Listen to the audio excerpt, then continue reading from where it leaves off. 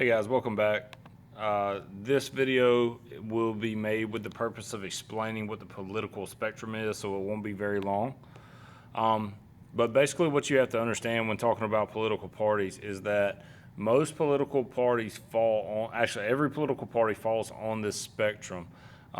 And contrary to popular belief, in America, the Republican Party and the Democratic Party are much closer than most political parties throughout the world. So if you ever hear about a political spectrum, this is what it is, okay? You have to analyze it by more government involvement and less government involvement. All the way to the far left are communists. Communism is where the government is fully involved. All the way to the right is less government involvement. And that's anarchy, meaning there is no government. Examples of communism would be like modern day North Korea, where the government has authoritarian control over everyone's life. An example of an anarchy would be Somalia, where there was no government at all because the country was in the middle of a civil war. And so everybody falls somewhere on this political spectrum, because on either end you have the people that fall directly in the middle are the people who think that there should be some government regulation, but the government should not have complete control over your life. Democrats, obviously in the last video, we talked about how they want a bigger government, more government spending. They want more government spending and higher taxes because there are more government programs like welfare, food stamps, mortgage loans, all kinds of stuff. But then you have Republicans on the right-hand side of the political spectrum. They believe that the government should be smaller, less taxes, more freedom to individuals, and more freedoms to states to make choices.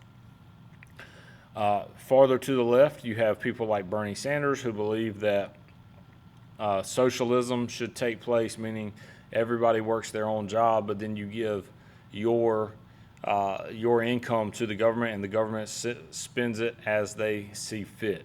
The difference in that in communism is, in communism, the government would tell you what your job is.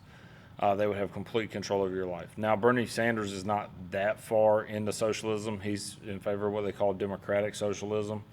And essentially what that means is you have your right to work your job, but your taxes would be higher and they would be distributed amongst everyone more equally to try and bridge the poverty gap.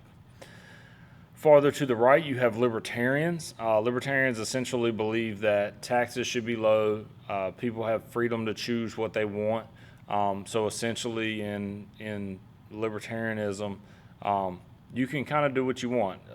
In true libertarianism, drugs would be legal, prostitution would be legal, everything would be legal as long as it's not infringing on other people's rights. And they would believe in very low taxes. The reason they believe in very low taxes is because they want less government involvement, because people have the right to choose to do what they want. Oftentimes in a political campaign, a candidate will act moderate to try and make the opposition to look like an extremist.